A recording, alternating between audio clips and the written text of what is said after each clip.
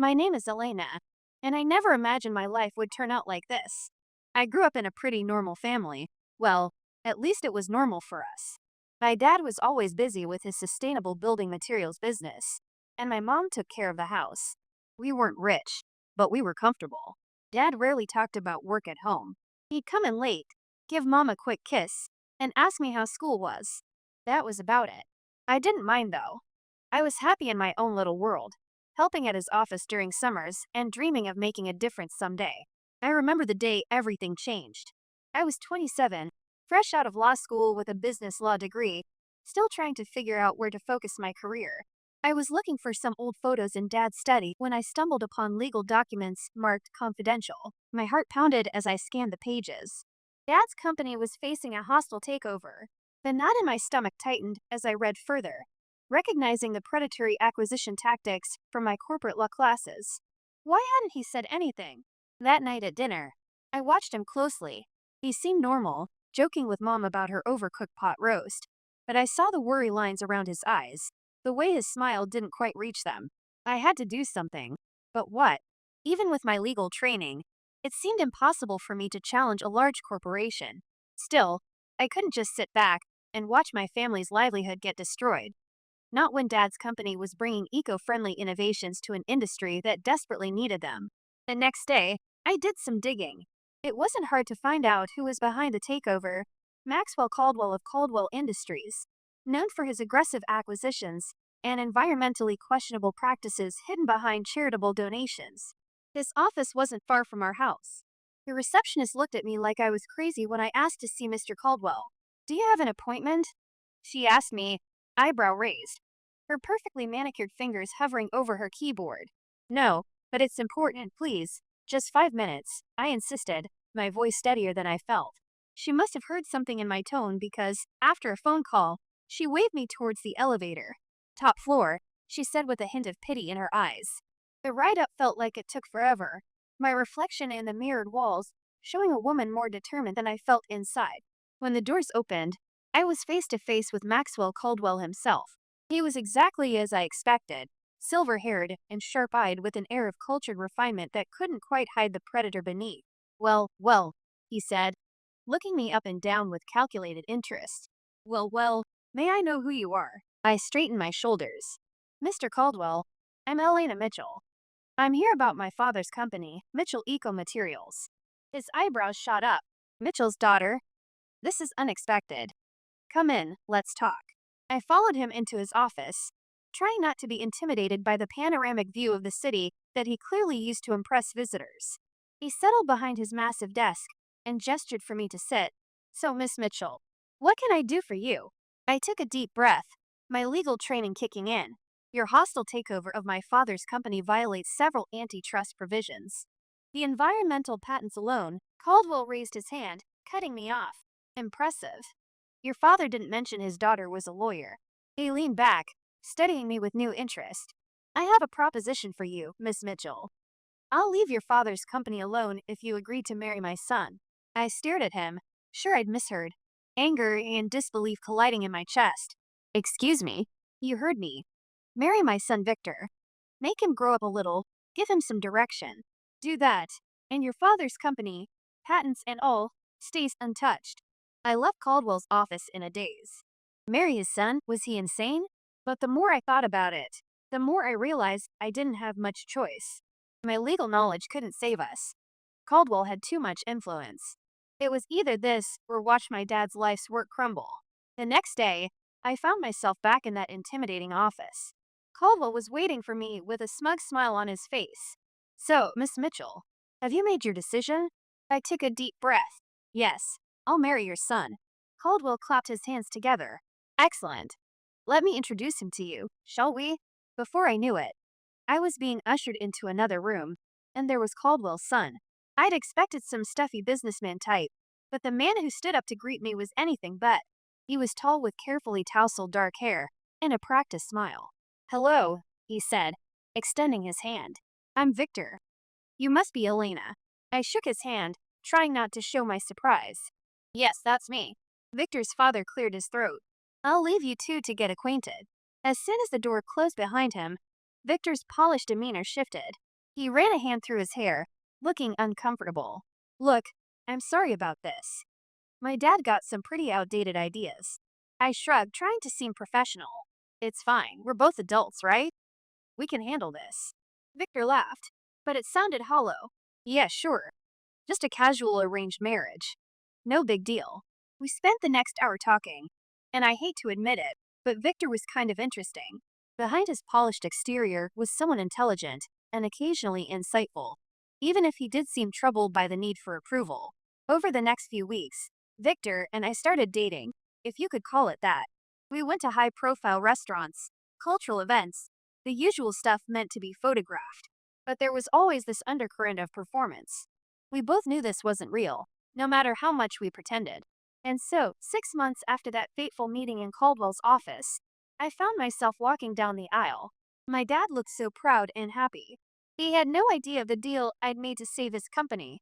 As I said my vows, I looked into Victor's eyes. There was no love there, not really, but there was mutual understanding. And maybe that could be enough. The reception was a blur of congratulations and champagne. Victor's mother, Catherine, called me into a corner of the wedding venue with a tight smile. Welcome to the family, dear, she said, her voice dripping with practiced charm. I do hope you'll help Victor find his future. I plastered on my best fake smile. I'll certainly try, Mrs. Caldwell. As we left for our honeymoon, I caught a glimpse of my father-in-law. He was beaming, clearly pleased with himself as he shook hands with investors.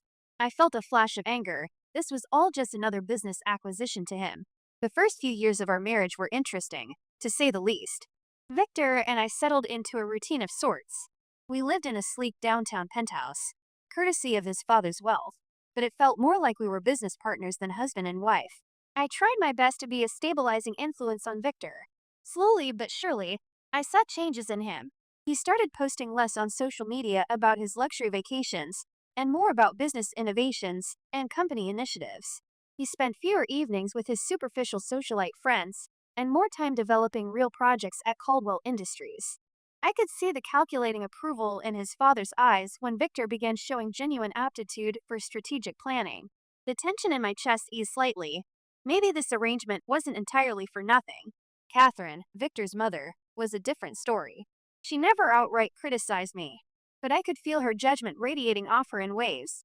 The way she'd assess my outfit with a quick glance, or the subtle backhanded compliments she delivered with practiced precision. Oh, Elena, that presentation style is quite accessible. How refreshing to see someone so unaffected by formality, she'd say during charity committee meetings. I'd grit my teeth and meet her gaze directly. Thank you, Catherine. I find authenticity more compelling than pretense. Despite the underlying tensions, I held on to a pragmatic hope. Maybe Victor and I could build something genuine from this artificial beginning. Maybe when we had children, these walls between us would soften. But life had other plans.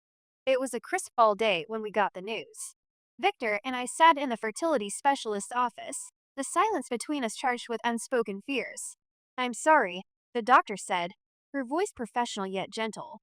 But the tests show that you, Mr. Caldwell, have a condition that makes biological fatherhood extremely unlikely. The words hit me with unexpected force. We can't have kids. The one bridge I'd been counting on to connect our separate lives was now gone.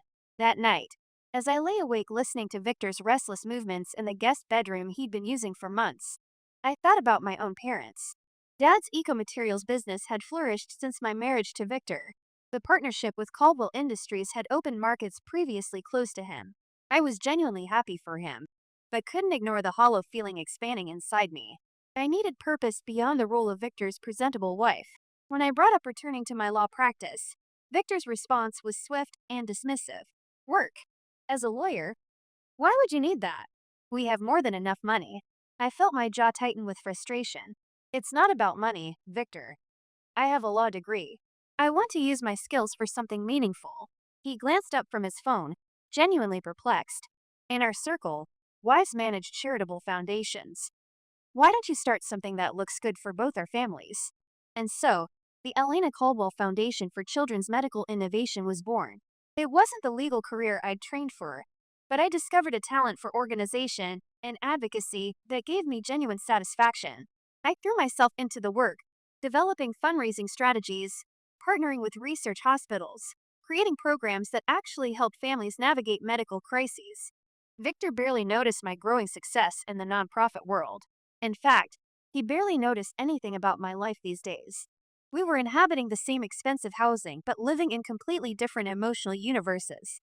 8 years have passed, and everything has changed again. Maxwell Caldwell died suddenly of a heart attack during a board meeting. Just like that, Victor was thrust into the role of CO. I tried to be supportive, drawing on my legal knowledge to help him navigate the transition, but I could see him buckling under the expectations he'd spent a lifetime trying to meet. 2 years after that, we got more bad news. Catherine had advanced ovarian cancer. We should move her to a private medical facility, Victor said, his voice detached as he scrolled through his emails. They can provide better care. But Catherine refused, her artistic sensibilities rebelling against the sterile environment. I will die surrounded by my collected treasures, not institutional beige, she declared, her chin lifted with the same defiance I sometimes glimpsed in her son. And so, drawing on my years of experience with the medical foundation, I took charge of her care. I assembled a team of specialists, coordinated experimental treatments, and found myself spending hours in the modernist mansion I'd always found intimidating. To my surprise, Catherine's attitude towards me began to soften as her body weakened. One evening, as I was arranging her art books on the bedside table, she caught my hand with surprising strength. "You're a remarkable woman, Elena," she said softly, her eyes clearer than they had been in weeks. "I was wrong about you. I'm sorry I didn't see your worth sooner." I felt unexpected tears prick my eyes. "Thank you, Catherine." 5 years passed since Victor took over his father's company. I wish I could say things improved, but the truth was far from it. Victor's behavior became increasingly erratic. The confident business face he presented on CNBC contrasted sharply with a volatile man at home, drinking expensive scotch at all hours and lashing out over minor inconveniences. One day, I received a call from Caldwell Industries' chief financial officer.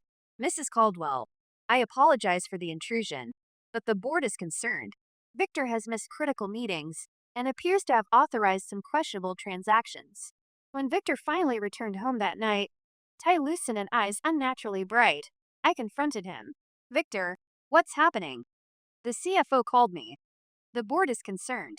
He laughed, a hollow sound that echoed in our minimalist living room. "Concerned? They should be terrified. The great Caldwell empire is crumbling. Father left me a house of cards disguised as a fortress." I felt my stomach drop. "What are you talking about?"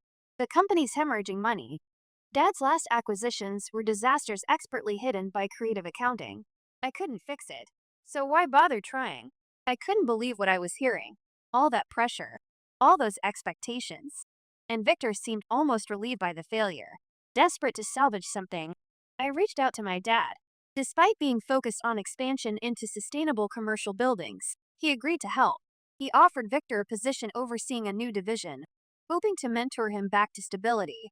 But Victor's heart wasn't in it. He came to work only occasionally, his involvement in the business was minimal, and his presence was increasingly disruptive.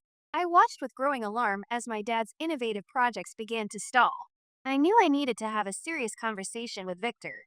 One evening, after he'd had his customary drinks, I approached him in his home office. "Victor, we need to talk about your position at my dad's company. You're undermining everything he's built." Victor's handsome face twisted with sudden anger. "Oh, so now I'm the failure? I never wanted any of this corporate bullshit, Elena. What are you talking about?" He laughed with a harsh and ugly sound that seemed to fill the room. "This life, this marriage, and this pretense. I'm just waiting for Mom to finally die so I can sell her art collection and disappear." I stared at him, genuinely shocked despite our years of emotional distance. "How can you say that? Your mom is suffering, and you're calculating the value of her Roth costs. Don't act so self-righteous." He spat, eyes glittering with resentment. "We both know our marriage is a strategic alliance that's outlived its usefulness. You're just as trapped as I am." Disgusted, I turned to leave the room. As I opened the door, I came face to face with Catherine, leaning heavily on her walker. The look in her eyes told me she'd heard everything. For a moment, we just stood there, the truth hanging between us. Then, silently, she reached out and gripped my hand with surprising strength. In that gesture, I felt her complicated mix of regret, understanding, and resolve. The day I got the call about my parents' plane crash, my world shattered. Mom and Dad, gone in an instant. Their private flight to Costa Rica, planned as an ecotourism adventure to research sustainable building materials, became their final journey. I needed support, someone to lean on through the crushing grief. But Victor, he was nowhere to be found. My husband couldn't even be bothered to show up to the funeral, claiming an unavoidable investor meeting in Tokyo. As I stood there, watching my parents' caskets lowered into the ground, the weight of loneliness pressed down on me like a physical force. The foundation team gathered around me, offering what comfort they could. But the absence beside me spoke volumes. After the funeral, anger began to crystallize within my grief. How dare he? How could he abandon me when I needed him most? With this newfound fury propelling me forward, I marched into Dad's company headquarters the following Monday. Our company now, I supposed. The sight that greeted me when I entered Dad's office made my blood run cold. There was Victor, lounging in Dad's chair like he owned the place, barking orders at Dad's longtime employees. Victor, I said, my voice tight with barely contained rage. We need to talk. He looked up, his face showing irritation rather than guilt. What is it now, Elena? Can't you see I'm stabilizing the situation here? Stabilizing? You couldn't even stabilize yourself enough to attend my parents' funeral. Victor's eyes narrowed. Oh, here we go with the emotional manipulation. You know what, Elena? Always judging, always expecting perfection. Well, I'm done with it, and I'm done with you. I stared at him, stunned by his callousness. Then I saw something shift in his expression. His cold, calculating expression was replaced by defensive anger. You know, Elena, he said, his voice suddenly controlled. This company, it's worth about $40 million with the new government contracts.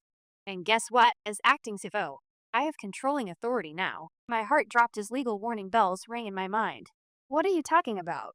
He leaned back in Dad's chair with a smug smile. I've already filed the emergency succession paperwork. I have executive access to all the systems and accounts. I'm in charge now, and you can do nothing about it. You can't do this, I said, my voice shaking with rage rather than fear. You've already run your dad's company into the ground. I won't let you destroy my dad's legacy. Victor laughed with a cold, empty sound. Oh, I'm not going to run it. I'm going to strip the patents, sell the assets, and then merge what's left with a Caldwell subsidiary. Your dad's precious eco-innovation will make excellent greenwashing material. Before I could stop him, he turned to the computer. I watched in disbelief as he authorized a transfer from the company's main account to a holding company I didn't recognize. There, he said, turning back to me with clinical detachment, that should secure the intellectual property transfers. Then, as if this whole situation was merely a business formality, he reached into his briefcase and pulled out a stack of papers. He tossed them onto the desk between us. Oh, and here, divorce papers. I think it's time we ended this arrangement, don't you? I stared at the papers, my mind racing through everything I knew about corporate law and emergency injunctions. This couldn't be happening. It was too much, too fast, my parents dead, my marriage exposed, and my dad's life's work being dismantled right before my eyes. I left the office in a daze, divorce papers clutched in my hand, but as I walked through the building my dad had built, something inside me shifted. I'd spent years compromising, bending to Victor's whims and his dad's manipulations. No more. It was time to fight back with everything I had. With renewed determination flowing through me, I headed straight to my dad's lawyer's office. Dr. Olivia Henderson had been Dad's legal advisor and friend for years. If anyone could help me navigate this crisis, it would be her. Dr. Henderson said, "Oh, Elena," rising to greet me as I entered her office. "I'm so sorry about your parents. How are you holding up?" I collapsed into the chair across from her, my composure finally cracking as the events of the day spilled out in a rush. Dr. Henderson listened intently, her experienced eyes narrowing at certain legal details. When I finished, she leaned back in her chair, a knowing look crossing her face. "Elena, I think it's time I shared something with you. Your father's contingency planning. He made some significant changes just before the accident." As she outlined the legal protections my dad had put in place, I felt a surge of hope cutting through my grief. The company, it was structurally protected through a specific trust arrangement. Dad had anticipated potential threats and secured the core patents and operational control. But there was more. Dr. Henderson looked up from her tablet, her eyes showing a flash of satisfaction. "There's something else you should know. Your father revoked Victor's authorization 2 weeks before his death, terminated all access permissions. I couldn't help it. I laughed, the sound of genuine relief for the first time in what felt like forever. So all those transfers Victor was making, completely invalid? Dr. Henderson nodded, already typing rapidly on her keyboard. I'm filing emergency injunctions as we speak. But there's one more thing. A letter from your father. She passed me a sealed envelope with my name written in Dad's distinctive handwriting. My hands trembled as I opened it, his familiar script blurring as tears filled my eyes. My dearest Elena, it began. If you're reading this, it means I'm gone. I'm so sorry to leave you facing this alone, but I know the strength you possess, strength you perhaps don't yet recognize in yourself. The company is structurally yours to lead if you choose that path, and it's time to reclaim your life from the Caldwells. You've sacrificed enough for our family's business. Remember your legal training, trust Olivia, and know that your mom and I are immensely proud of the woman you've become. It's time to live for you. All my love, Dad. I looked up at Dr. Henderson, wiping my eyes and feeling a clarity I hadn't experienced in years. Do you have a pen? Without a word, she handed me one. I signed the divorce papers Victor had given me, each stroke of the pen feeling like reclaiming a piece of myself. Can you file these? I asked, handing them back. I want this done as quickly as possible. And then I want to discuss counter strategies against Victor's attempted asset transfer. Dr. Henderson nodded, a look of professional admiration in her eyes. Consider it done. And Elena, your father would be proud of what you're about to do. As I left her office, I felt free for the first time in years, maybe for the first time ever. I was in control of my own life. No more Victor. No more Caldwells pulling my strings. On impulse, I pulled out my phone and called Zoe, my best friend from the medical foundation. Zoe, it's Elena. Want to meet for coffee? I've got some news. An hour later, we were seated in our favorite cafe, lattes in hand. Zoe said, eyeing me curiously, "What's this big news?" I took a deep breath, then let it all out. Victor, his company, and our divorce. Zoe listened, her eyes widening. When I finished, she reached across the table and squeezed my hand. You're free. And now you're the boss. I couldn't help but smile at her enthusiasm. I don't know, Zoe. Can I really run the company? She fixed me with a stern look. Are you kidding me, Elena? You've been running that medical foundation like a pro for years. You've got a law degree, you're organized, and you actually care about more than the bottom line. You're going to be an amazing CEO. After my talk with Zoe, I felt invigorated. It was time to face the music and get my things from Victor's penthouse. I never really thought of it as my home, and now I knew why. I found Catherine in the living room, gazing out at the city skyline. Her face was drawn, tired from her ongoing battle with cancer. Catherine, I said gently, I'm here to get my things. Victor and I, we're getting divorced. To my surprise, her eyes filled with tears. Ina, I know I haven't always been welcoming to you, but you've been so good to me. Would you consider letting me come with you? I was stunned. You want to come with me? Before she could answer, the elevator doors opened. Victor stormed in, his face contorted with rage. You, he shouted, pointing at me. What the hell did you do? The accounts are frozen. The board is questioning my authority. I straightened my spine, looking him directly in the eye. That money isn't yours, Victor. It never was. My dad protected his company better than you realized. And by the way, your emergency succession filing was invalid. You have no claim to anything. I've already had your access revoked from all systems. Victor's mouth opened and closed in disbelief. Then his gaze shifted, noticing his mother's packed suitcase by the door. Mom, what are you doing? Catherine looked at her son, her expression a mix of sadness and determination. I'm going with Elena. I'm sorry, Victor, but you've shown me who you truly are. Victor's face flushed darker. This is ridiculous. You're choosing her over your son. This is all your fault. You and Dad, always pressuring me, always expecting perfection. He turned to me, his voice cold. Fine, get out. Both of you. I don't need either of you. I felt a surprising wave of pity for him. This angry, bitter man was the product of a lifetime of hollow expectations. But I couldn't let that sway me, not anymore. Come on, Catherine, I said softly. Let's get your things. As we finished packing, Victor continued his tirade, hurling accusations and threats. But we tuned him out, focusing on the task at hand. The drive to my parents' house was quiet. Catherine dozed in the passenger seat, the emotional exhaustion of the day evident in her pale face. As we pulled up to the house, a lump formed in my throat. It felt strange coming here without Mom and Dad, the absence of their presence hanging in the air. "We're here," I said softly, gently touching Catherine's shoulder. I helped her inside, leading her to my parents' master bedroom with its views of the garden Mom had left. It felt right somehow to give her this space. "Are you sure?" Catherine asked, her eyes taking in the personal touches that still remained. I nodded, swallowing past the tightness in my throat. "Yes, I think they would have wanted it this way." As I helped Catherine settle in, I felt a whirlwind of emotions crashing through me. Raw grief for my parents, relief at breaking free from Victor's control, and anxiety about the challenges ahead.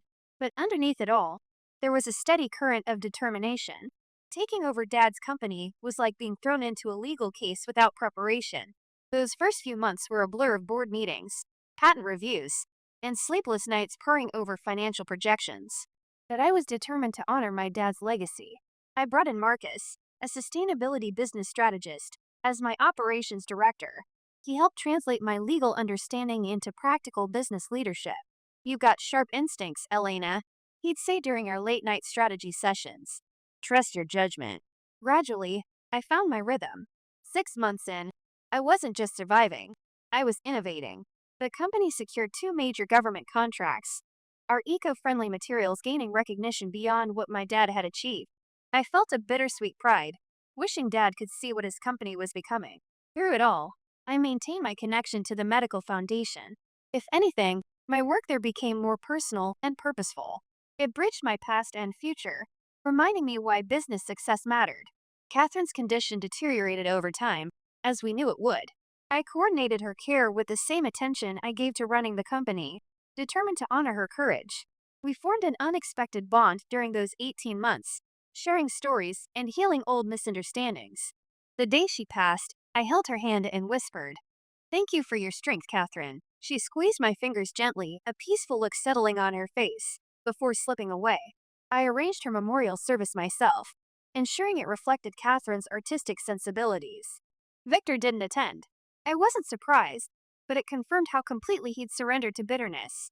3 weeks after the service, I received a call from Dr. Henderson. "Elena, there's something you need to review. Can you come to my office?" When I arrived, I was startled to find Victor there, a young model-type woman clutching his arm. He gave me a contemptuous smile. "Well, you are the Eco-Warrior CEO. Don't worry, I'm just here to claim my inheritance."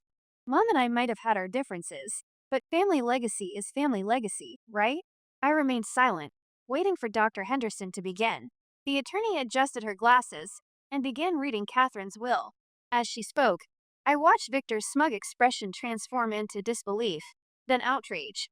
"Thus, I bequeath my art collection and investment portfolio to Elena Mitchell, stipulating that select pieces be donated to the museum specified in the attached document, and the remaining funds be directed to the medical foundation she has built." Tears welled in my eyes. Catherine's final gesture of trust touched me deeply. Victor erupted from his chair. "This is completely invalid. She manipulated my mom. She engineered this whole situation. She destroyed my reputation, and now she's stealing my rightful inheritance." His companion stared at him with sudden wariness. "You promised we'd use that money for our startup. I've wasted months on your promises." She grabbed her designer bag and walked out without looking back. As I left Dr. Henderson's office, Victor's threats and accusations faded behind me. I stepped into the sunshine feeling lighter than I had in years. Catherine's gift wasn't about the monetary value. It was recognition. She had seen my true character through all the Caldwell family drama and found it worthy of her trust.